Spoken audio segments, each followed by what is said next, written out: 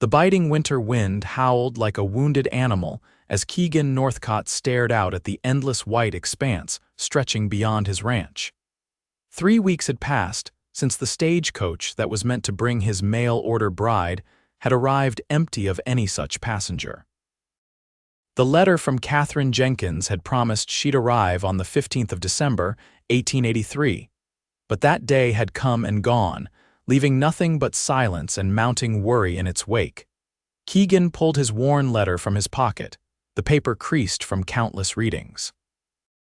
It was the third time he'd read it today, as if the words might somehow change and offer an explanation for her absence. "Pa, you're looking at that paper again," said Emmett, his 10-year-old son, coming to stand beside him at the window. "You think Miss Katherine got lost?" "I don't know, son."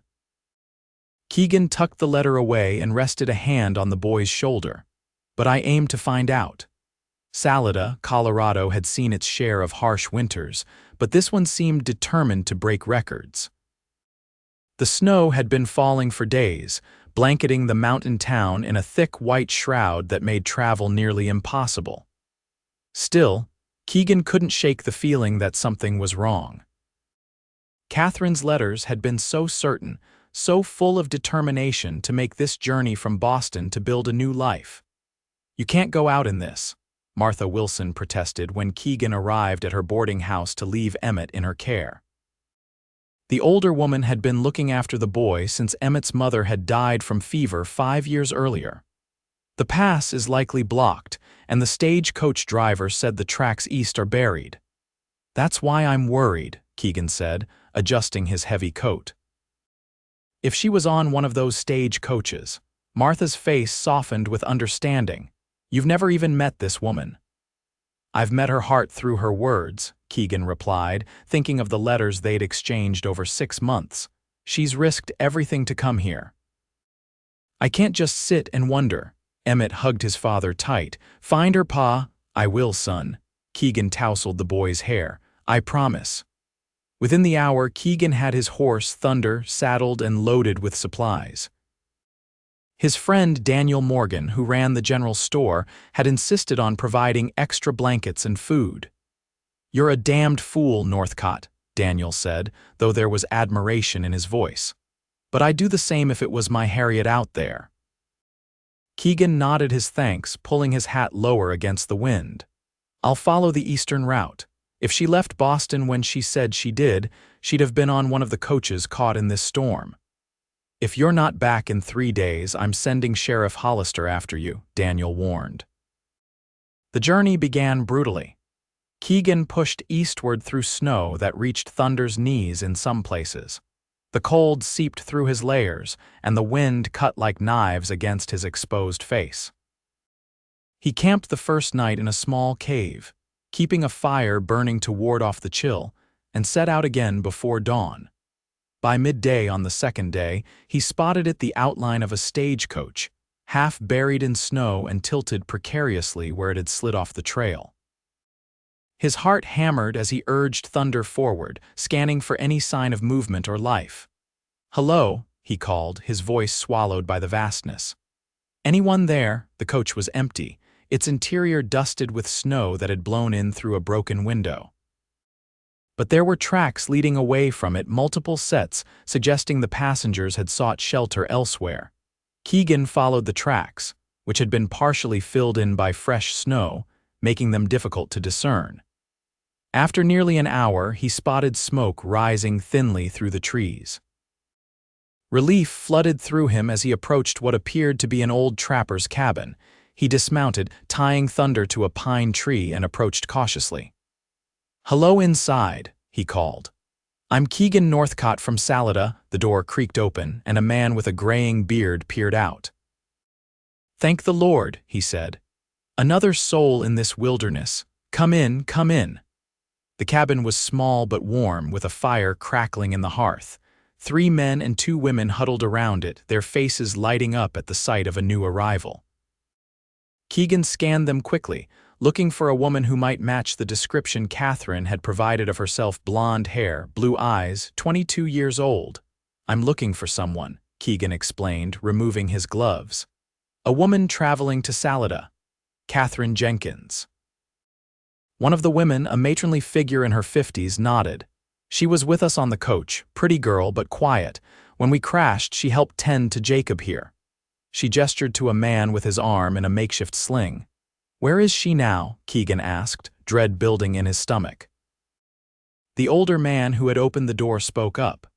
She went for help yesterday morning. We tried to stop her, but she was determined. Said she knew someone was waiting for her in Salada and would be worried. She took a compass and some supplies, insisted she could follow the trail. In this weather. Keegan's voice rose with alarm. Which way did she go? West, the man said, toward Salada. But there was another storm last night. Her tracks will be long gone. Keegan didn't waste another moment. He left some of his supplies with the stranded passengers, promising to send help as soon as he found Katherine and reached town.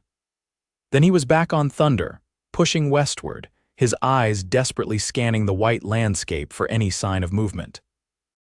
The afternoon waned, the short winter day already giving way to dusk. Keegan knew he should make camp, but the thought of Katherine alone in this cold drove him onward. He called her name periodically, the sound echoing through the silent forest.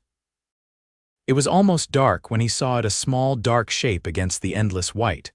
At first he thought it might be a rock or fallen log, but as he drew closer, he could see it was a human form, huddled and still. "Katherine," he shouted, urging Thunder into a gallop. He reached her side and dismounted in one fluid motion. She was wrapped in a cloak that was crusted with ice, her face pale beneath a woolen scarf. For a terrifying moment, Keegan thought he was too late. Then her eyelids fluttered, revealing eyes as blue as a summer sky. "Keegan." She whispered, her voice barely audible. His heart leaped. "Yes, I'm Keegan. I'm here now." "I knew you'd come," she murmured before her eyes closed again. Working quickly, Keegan wrapped her in the extra blankets he'd brought, then lifted her onto Thunder. He mounted behind her, cradling her against his chest to share his body heat. There was no possibility of reaching Salada before night fell completely, so he began searching for shelter. Fortune favored them. Less than a mile further, Keegan found an abandoned line shack used by cattlemen during summer grazing. It was basic but would provide walls against the wind and a place to build a fire. Inside, he laid Katherine gently on a rough wooden bunk and set about starting a fire in the small stove. Once flames were licking at the kindling, he turned his attention back to her. Her clothes were damp from melted snow, and he knew she needed to get warm and dry quickly. "Katherine," he said, gently shaking her shoulder. "Katherine, I need you to wake up." Her eyes opened slowly, confusion evident. "Where am I?" "Safe," he assured her. "I'm Keegan Northcott. I've been waiting for you in Salada." Recognition dawned in her eyes, followed by embarrassment. "I'm so sorry I'm late," she whispered, and despite everything, a laugh escaped him. "That doesn't matter now," he said. "What matters is getting you warm. Your clothes are wet. There are dry things in my pack, and I'll step outside while you change." "No," fear flashed across her face. "Don't leave me alone. Just turn around, please." Keegan nodded, moving to face the wall as he heard her slowly begin to move behind him. He could tell from her labored breathing that every movement was painful for her. "I can't. My fingers won't work properly," she finally admitted. Keegan closed his eyes briefly, gathering his resolve. "I can help if you'll allow it. I promise to be a gentleman." There was a pause, then, "Yes, please help me." With as much decorum as possible, Keegan helped Katherine out of her wet outer garments and into one of his spare shirts, which hung like a dress on her small frame. Her skin was alarmingly cold to the touch, and he noted with concern that several of her fingers and toes had the white, waxy appearance of frostbite. Once she was changed, he wrapped her in blankets and moved her closer to the stove. Then he set about preparing a simple meal from his provisions: jerky, hardtack, and hot coffee. "You must think me terribly foolish," Katherine said as she sipped the coffee, color slowly returning to her cheeks. "I think you're brave," Keegan corrected. "But perhaps a bit too determined for your own good." A ghost of a smile touched her lips. "My father always said the same." "Tell me what happened," Keegan urged gently. Katherine's story unfolded between sips of coffee. She had left Boston as planned, traveling by train as far as the tracks would take her, then transferring to the stagecoach for the final leg to Salada. The snow had begun 2 days into the coach journey, becoming a full blizzard by the 3rd day.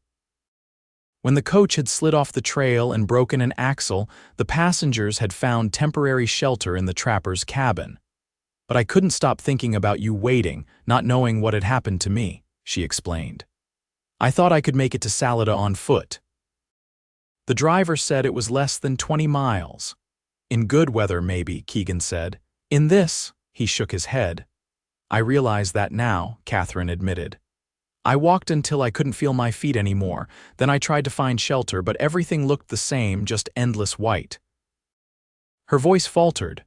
"I thought I was going to die out there." Keegan moved to sit beside her on the bunk, careful to maintain a respectful distance.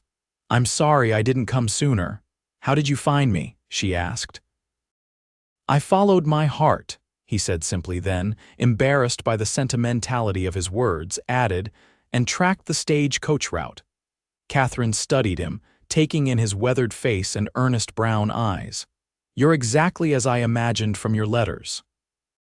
"As are you," Keegan replied, though in truth, she was more beautiful than he had dared to picture, even with her hair matted and her face pale from cold. They talked through the evening, the conversation flowing easily despite their strange circumstances and new acquaintance.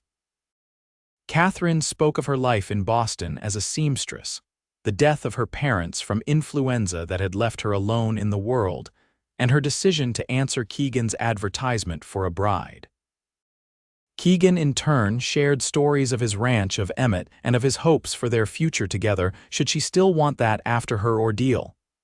"I've come too far to turn back now," Katherine said with determination. "Unless." Uncertainty clouded her face. "Unless you're disappointed." "Disappointed?" Keegan was genuinely surprised. "How could I be?" Katherine gestured to herself. "I'm hardly the vision of loveliness at the moment." Keegan's laugh was warm and genuine. "I didn't advertise for a vision. I advertised for a partner, a mother for my son, someone to share my life with. Your letters showed me your heart, Katherine. That's what I fell in love with." The word love hung in the air between them, perhaps spoken too soon, but Keegan couldn't bring himself to regret it. There was something about this woman, her courage, her determination, the way she had risked everything for the promise of a new beginning that had captured his heart long before he laid eyes on her. Katherine's cheeks flushed, and this time it wasn't from the fire. "I think I could love Salada," she said softly, "and Emmett, and perhaps even a certain rancher who rides out in blizzards to rescue stranded women." Keegan smiled, feeling a warmth that had nothing to do with the stove. "We'll head to town as soon as it's light. Emmett is eager to meet you." That night, they slept on opposite sides of the small cabin, but Keegan found himself acutely aware of Katherine's presence, her soft breathing a counterpoint to the howling wind outside. He had ridden out to find his missing bride, but he was beginning to suspect he had found something far more precious, a woman of remarkable spirit who might truly become not just a wife in name, but a partner in every sense. Morning brought clearer skies, though the snow remained deep. Katherine's condition had improved with warmth and rest, though several of her fingers and toes would need proper medical attention in town. Keegan helped her onto Thunder, then mounted behind her. She leaned back against him, fitting perfectly in his arms, and he couldn't help but think that this felt right in a way few things in his life had since losing his first wife. "Ready to meet your new home?" he asked as they set out. Katherine nodded, her expression a mixture of nervousness and anticipation. "I've been ready since I posted my first letter to you." The journey to Salada took most of the day, with Keegan stopping periodically to let Katherine rest and to ensure her extremities weren't suffering further damage from the cold. They spoke of practical matters, the size of his ranch, the work it required, the adjustments she would need to make coming from city life. "It won't be easy," Keegan warned. "Ranch life is demanding, especially in winter." I'm not afraid of hard work, Katherine replied, and I'm a quick learner. The sun was beginning to set when they finally crested the hill overlooking Salada. The small town looked like a painting, with smoke rising from chimneys and warm light glowing from windows against the snowy backdrop. It's beautiful, Katherine breathed. Welcome home, Keegan said, guiding Thunder down the slope toward town. Word of their approach spread quickly. By the time they reached the main street, a small crowd had gathered, including Daniel Morgan, Sheriff Hollister, and Martha Wilson with Emmett bouncing excitedly at her side. Pa! Emmett shouted, running forward as Keegan dismounted and then carefully helped Katherine down. Emmett, I'd like you to meet Miss Katherine, Keegan said, keeping a supportive arm around her waist. The boy stopped, suddenly shy, but his curiosity won out. Are you going to be my new ma? Katherine knelt, despite her discomfort, to meet him at eye level. I hope we can be friends first. Would that be all right with you? Emmett nodded solemnly. Pa says you got lost in the snow. I did, Katherine confirmed, but your father found me just as I knew he would. The boy beamed at this affirmation of his father's heroism. He's the best tracker in the whole territory. Dr. Elliot Maxwell pushed through the crowd then, his medical bag in hand. Let's get this young lady to my office right away, he said after a quick assessment of Katherine's condition. Those fingers and toes need immediate attention. Keegan scooped Katherine into his arms before she could protest, following the doctor while the crowd dispersed, buzzing with this new excitement to break the monotony of their snowbound days. In the doctor's office, the prognosis was better than Keegan had feared. Katherine had mild frostbite on several fingers and toes, but Dr. Maxwell believed she would retain full use of her extremities with proper care. She'll need rest and warmth, the doctor instructed. No unnecessary exposure to cold for at least 2 weeks. She can stay with me, Martha offered, having followed them to the doctor's. I have a spare room, and it wouldn't be proper for her to go straight to your ranch, Keegan, bride or not. Katherine looked uncertain, her eyes seeking Keegan's. Martha's right, he said gently. We'll do things properly. You can rest and recover at her boarding house, and we can continue to get acquainted in town. Then when you're ready, we can discuss our arrangement. Arrangement, Katherine repeated, a hint of disappointment in her voice. Keegan realized his error immediately. No, that's not what I meant. I meant our wedding. If you'll still have me, that is. The smile that bloomed on Katherine's face was answer enough. The next 2 weeks passed in a whirl of activity. Katherine rested at Martha's boarding house, receiving a steady stream of visitors eager to meet the woman who had captured the heart of one of Salada's most eligible bachelors. She won them over with her genuine warmth and interest in their lives, quickly becoming a favorite among the townspeople. Keegan visited daily, sometimes with Emmett, sometimes alone. They would sit in Martha's parlor, continuing to learn about each other, building on the foundation their letters had established. Keegan found himself increasingly drawn to Katherine's quick mind and gentle humor, the way she listened intently when he spoke, and her kindness toward Emmett, who was rapidly falling under her spell. For her part, Katherine was discovering that the real Keegan Northcott exceeded the man she had imagined from his letters. He was thoughtful and considerate, strong without being overbearing, and possessed a quiet intelligence that revealed itself in their conversations about books, politics, and the future of the West. You miss Boston? He asked one evening as they sat by the fire, Emmett having fallen asleep on the rug at their feet. Katherine considered the question. I miss certain aspects, the libraries, the theaters, but I don't miss the life I had there. It was lonely, and here. Keegan asked, his voice betraying his vulnerability. Katherine reached across the space between them to touch his hand. Here, I feel as though I've found where I belong. The wedding was a simple affair, held in the town's small church 2 weeks after Katherine's arrival. She wore a dress that the women of Salada had helped her sew, a confection of cream-colored satin with lace at the collar and cuffs.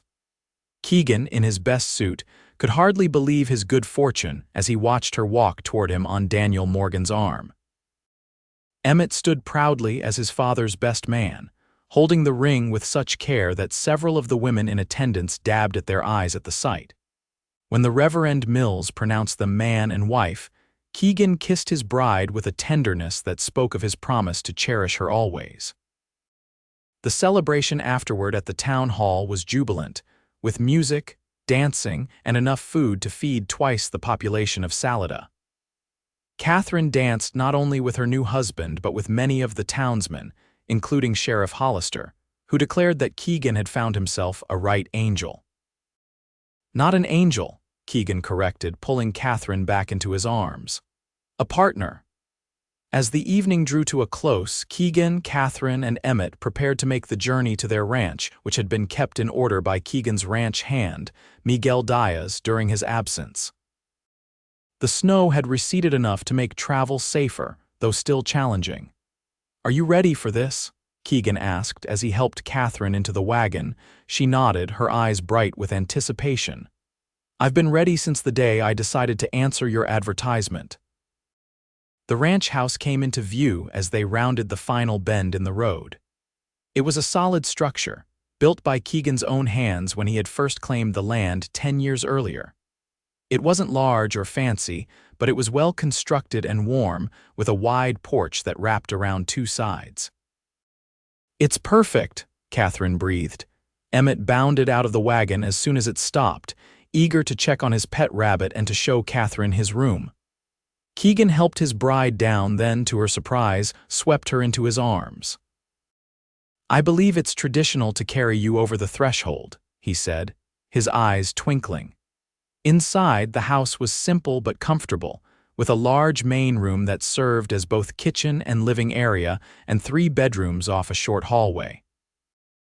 Emmett proudly gave Katherine a tour, pointing out the special features of their home, including the bookshelf Keegan had built and the colorful quilt on Emmett's bed that had belonged to his mother. Later, after Emmett had gone to bed, Keegan and Katherine sat before the fire, the reality of their new life together settling around them like a comfortable blanket. "Are you happy?" Keegan asked, watching the firelight play across her face. Katherine's answer was to lean forward and kiss him, a gesture that communicated her feelings more eloquently than words ever could. Spring came to Salada with a burst of wildflowers and the plaintive calls of returning birds. The snow melted, revealing the true beauty of the land Keegan had chosen for his ranch, rolling meadows bordered by stands of pine and aspen, with the majestic Rockies rising in the distance. Katherine had taken to ranch life with a determination that impressed even Keegan. She had learned to cook on the wood stove, to tend the kitchen garden Miguel's wife, Elena, had helped her plant, and even to ride the gentle mare Keegan had purchased for her as a wedding gift. The adjustment wasn't without its challenges. Katherine had never experienced the isolation of ranch life, where the nearest neighbor was miles away and trips to town were weekly events rather than daily occurrences. There were nights when Keegan would find her on the porch, gazing at the stars with a wistful expression. "Do you regret coming here?" he asked during one such evening, his arms encircling her from behind. Katherine leaned back against him. "Never, but sometimes I miss the bustle of other people, the conversations, the shared experiences." Keegan considered this. "Perhaps we could host a gathering. Invite the neighbors even though they're scattered. Have music, food, make it a regular event." Katherine turned in his arms, her face alight with enthusiasm. "Could we, like a monthly social, if that would make you happy, then yes," Keegan agreed. And so began the Northcott Ranch Socials, held on the last Saturday of each month. They started small, with just the Morgans from town, the Wilsons from the neighboring ranch, and the Diaz family who worked for Keegan. But word spread, and soon families were traveling from as far as 15 miles away to attend. Katherine thrived as a hostess, organizing games for the children, ensuring there was always plenty of food and making each guest feel welcome. Keegan watched with pride as she transformed their home into a center of community life, something that had been missing in the scattered settlements around Salada. "You've brought life back to this valley," Daniel Morgan commented during one such gathering. Before you came, Keegan was becoming a hermit and the rest of us weren't much better. Keegan couldn't deny it.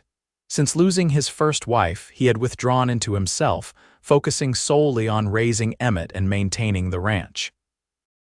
Katherine had changed that, not just for him but for the entire community. Summer brought its own rhythms to the ranch: the roundup of cattle, the haying of meadows, the constant battle against drought that was the rancher's eternal concern.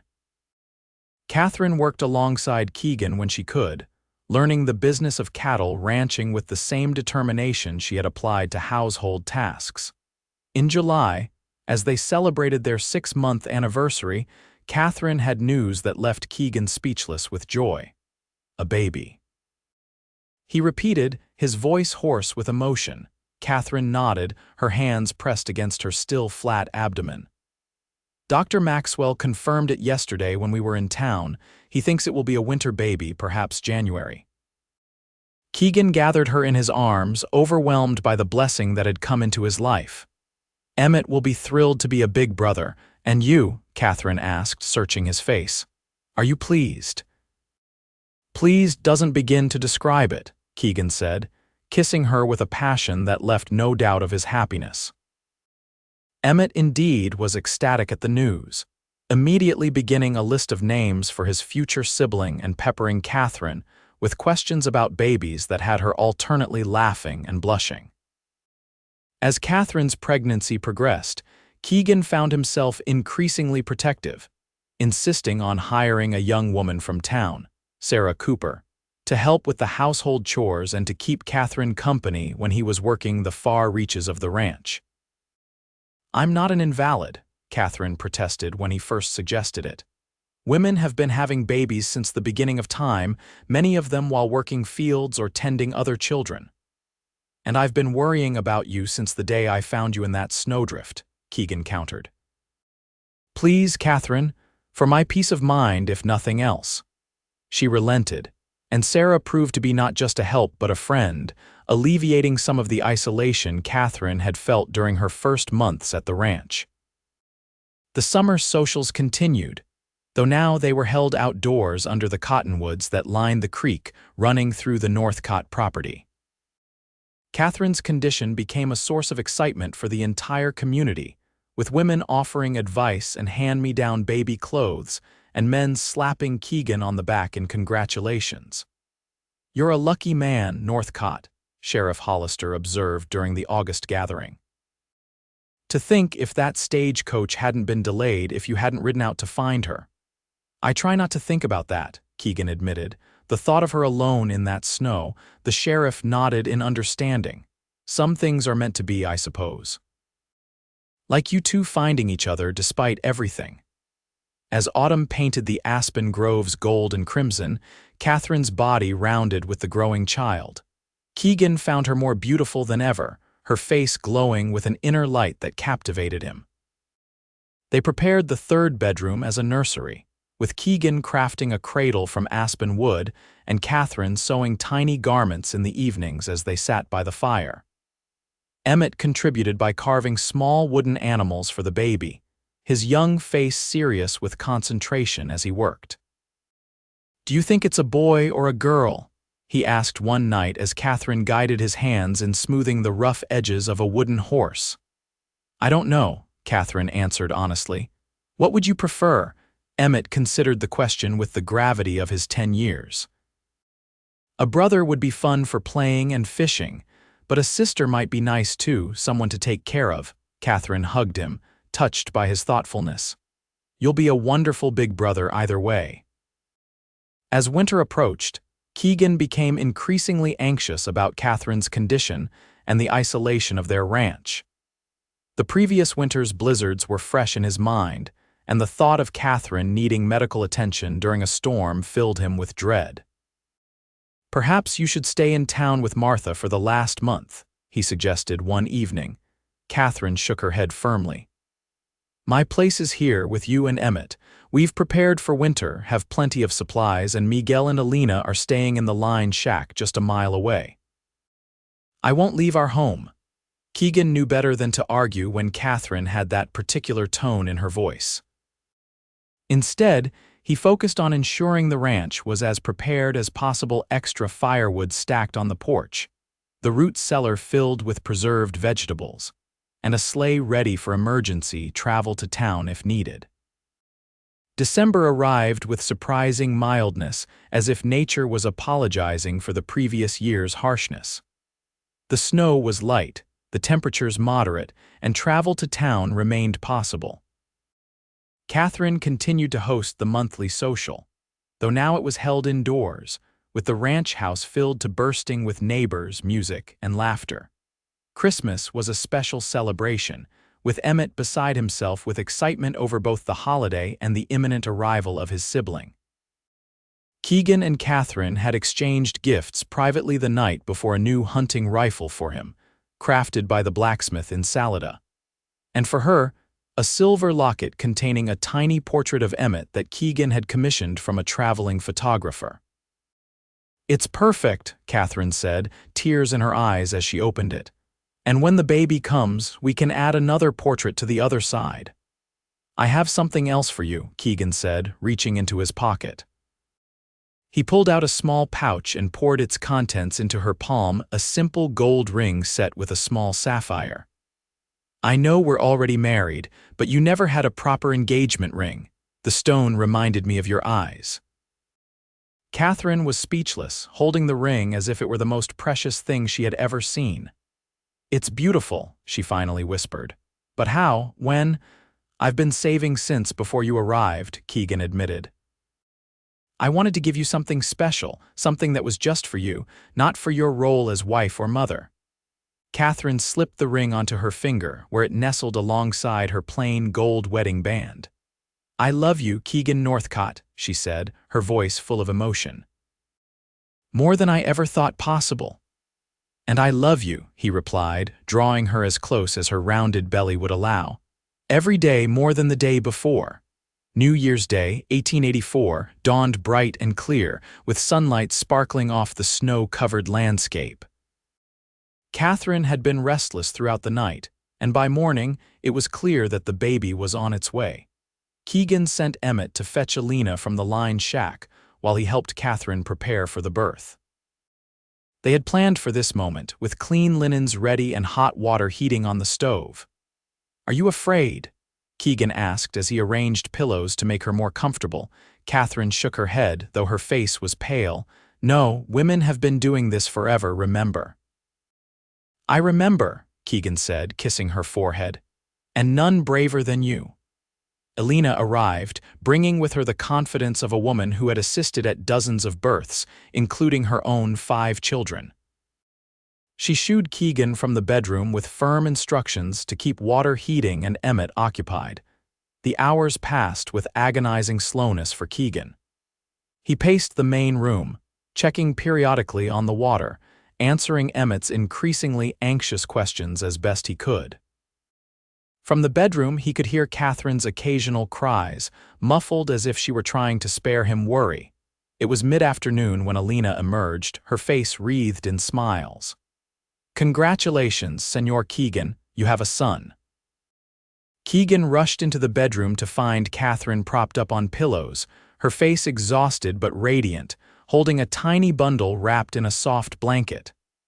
"Come meet your son," she said, her voice weak but joyful. Keegan approached the bed with reverence, gazing down at the small, red face of his newborn son. The baby's eyes were tightly closed, his tiny fists clenched as if ready to take on the world. "He's perfect," Keegan whispered, tears streaming unashamedly down his face. "Just like his mother." "Can I see?" Emmett asked from the doorway, his voice tentative. Katherine beckoned him over. "Of course. Come meet your brother, Emmett." The boy approached cautiously, his eyes wide as he gazed at the baby. "He's so small." "But he'll grow," Keegan assured him, placing an arm around his elder son's shoulders. "And he'll need his big brother to show him how to do all sorts of things." "What's his name?" Emmett asked. Katherine looked at Keegan. They had discussed names but hadn't made a final decision. "What do you think, Keegan?" Keegan considered the tiny face, already seeing hints of Katherine in the shape of the baby's mouth and nose. How about James? After your father, Katherine's eyes filled with tears. James Keegan Northcott, she said, testing the name. It's perfect. That evening, as darkness fell over the ranch, Keegan sat beside Katherine's bed, holding young James while she rested. Emmett had finally been persuaded to go to sleep, though only after extracting a promise that he could hold the baby first thing in the morning. A year ago, I was alone in this house with Emmett, wondering if I had made a mistake in advertising for a bride, Keegan said softly. And now look at us. Katherine opened her eyes, smiling tiredly. It's strange to think that if that stagecoach hadn't been caught in the snow, if you hadn't ridden out to find me, we might have missed each other entirely. I would have found you somehow, Keegan said with certainty. Some things are meant to be. The winter passed in a blur of sleepless nights and joyful days as the Northcott family adjusted to its newest member. James proved to be a good-natured baby, with a hearty appetite and a smile that emerged early and often. Emmett took his role as big brother seriously, reading stories to James and solemnly explaining the workings of the ranch to the infant, who gazed at him with rapt attention. Spring arrived with a burst of new life that seemed fitting for their expanded family. Katherine planted an even larger garden, with Emmett helping to tend it while she cared for James. Keegan focused on the ranch, expanding their herd and making improvements to the property that would secure their future. On the anniversary of the day Keegan had found Katherine in the snow, they rode together to the lined shack where they had spent that first night. James was securely bundled in a carrier on Katherine's back, and Emmett rode alongside on his pony, proud to be included in this special outing. It looks smaller than I remember, Katherine commented as they approached the shack. Everything was covered in snow then, Keegan reminded her, and you were half frozen. They dismounted, and Keegan helped Katherine and James down from her horse. The shack was still used occasionally by ranch hands, so it was maintained and clean inside. Keegan built a small fire in the stove, not because they were cold the April day was mild, but because it seemed right to echo that first night. I was so scared, Katherine admitted as they sat together on a bench outside, watching Emmett explore the nearby stream. Not just of dying in the snow, but of meeting you, of whether you would like me, of whether I could be what you needed. Keegan took her hand, running his thumb over the sapphire ring. And I was terrified that you wouldn't want this life once you experienced it, that the reality of a rancher's widow with a young son would be less appealing than the idea of it.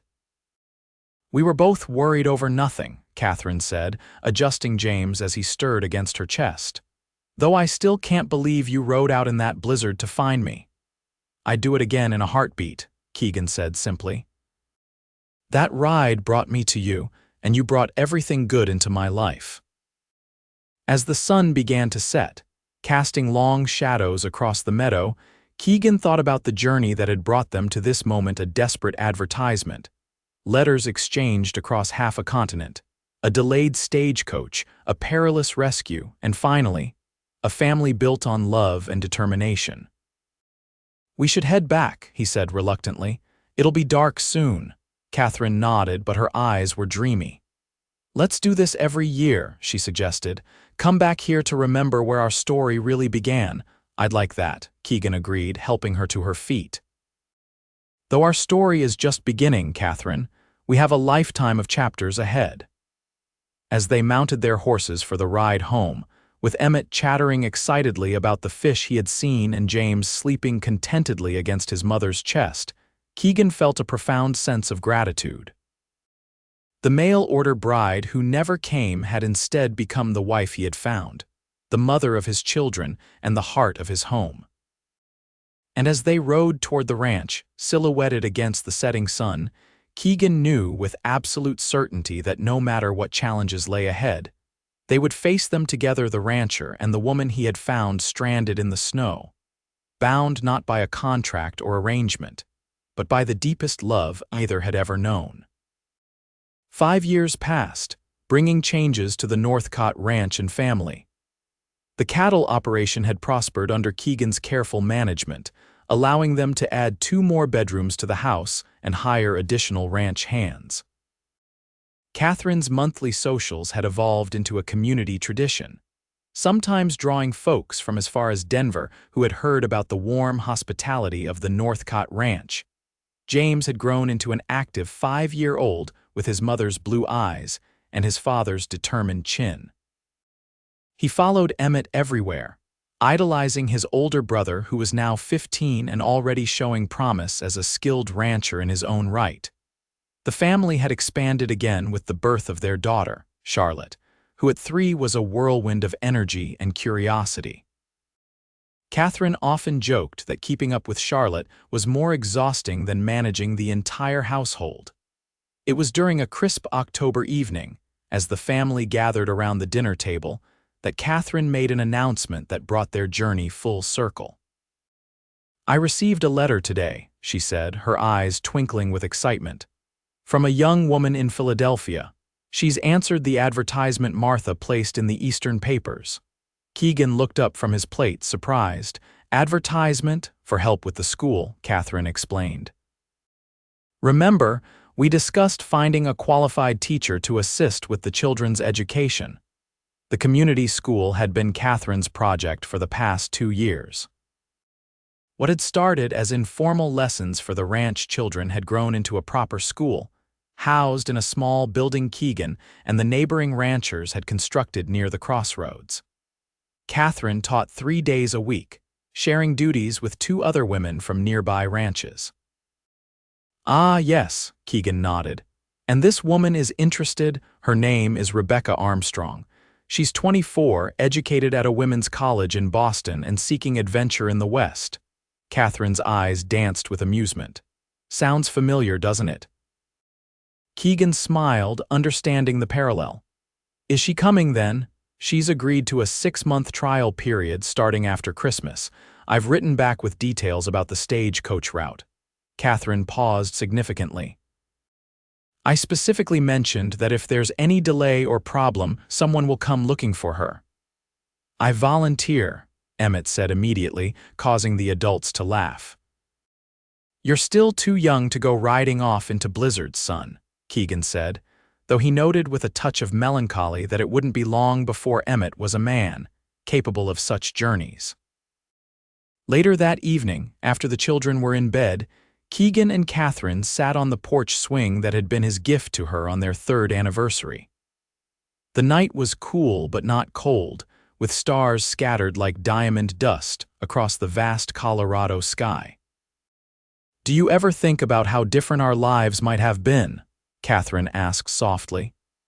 "If the stagecoach hadn't been delayed, if you hadn't come looking for me," Keegan considered the question, his arm tightening around her shoulders. "I believe we would have found our way to each other somehow, but I'm grateful things happened as they did." He pressed a kiss to her temple. "Finding you in that snow, seeing you open your eyes. It made me realize from the very beginning how precious you are, how easily I could have lost you before I even knew you." "My knight in snow-covered armor," Katherine teased, but her voice was tender. "Hardly that," Keegan demurred. "Just a man who couldn't bear the thought of losing his future before it began." They sat in comfortable silence for a while, listening to the night sounds of the ranch, the occasional lowing of cattle, the soft nickering of horses in the corral, the distant howl of a coyote. "I wonder if this Rebecca will find her own cowboy to rescue her," Katherine mused. Keegan chuckled. "If she's anything like you, she'll probably end up rescuing him." "I didn't rescue you," Katherine protested. "Didn't you?" Keegan turned to look at her, his expression serious now. "I was existing, Katherine, not living, going through the motions for Emmett's sake but empty inside. You brought life back to this ranch, to this family, to me." Katherine's eyes shimmered with emotion in the moonlight. "Then I suppose we rescued each other." "That sounds about right," Keegan agreed, pulling her closer as a cool breeze rustled through the cottonwoods. Inside the house, their children slept peacefully, secure in the love that surrounded them. Outside, the ranch stretched in all directions, a testament to hard work and perseverance. And on the porch, The rancher and his bride, no longer mail order but heart-chosen, reaffirmed the bond that had begun in a snowstorm and grown stronger with each passing day. 10 years later, the Northcott Ranch had become one of the most prosperous in the region. Keegan, with Catherine's sharp business acumen to complement his practical knowledge, had expanded their operations to include not just cattle but also breeding horses, a venture that had proved even more profitable than they had anticipated. Emmett, now 25, had returned from 2 years at an agricultural college in Denver with new ideas and a wife, Sarah, a doctor's daughter with a gentle manner and an iron will that made her a perfect match for the determined eldest Northcott son. They had built their own home on the eastern edge of the ranch property, close enough for family meals but far enough for privacy. James, at 15, was the spitting image of his father, with the same quiet competence and gift for working with animals. Charlotte, 13 and precocious, had inherited her mother's intelligence and love of books, devouring every volume she could get her hands on and announcing her intention to become a writer someday. The greatest surprise had come 7 years earlier with the birth of twins, Michael and Maggie, now lively 7-year-olds who kept Katherine on her toes and delighted Keegan with their boundless energy. The school Katherine had started had grown into a proper academy, with 3 full-time teachers and students from all over the county. Rebecca Armstrong, who had indeed come west to teach, had married one of the neighboring ranchers and now served as the academy's headmistress. It was during the annual Founders' Day celebration, marking the anniversary of Salada's establishment, that Sheriff Hollister, now retired and white-haired, approached Keegan and Katherine as they watched the festivities from the boardwalk in front of the mercantile, which Daniel Morgan's son now ran. "Do you two realize you've become something of a legend around these parts?" the former lawman asked, leaning heavily on his cane. Keegan raised an eyebrow. "How's that, Tom?" "The mail-order bride who never arrived and the determined rancher who rode out in a blizzard to find her," Hollister said with a chuckle. "They're telling the story over at the Salada Hotel to those Eastern tourists, quite romanticized, I might add. According to the current version, you fought off a pack of wolves to save Katherine." Katherine laughed, the sound as musical as it had been when Keegan first met her. "The only wolf was the cold, and Keegan certainly fought that off bravely enough." "Well, every place needs its legends," Hollister said with a wink. "And yours is a good one, true in all the ways that matter, even if the details get embellished." As the old sheriff moved on to greet other townspeople, Keegan took Katherine's hand, still marveling at how perfectly it fit in his own. "What do you think of that? We've become a legend."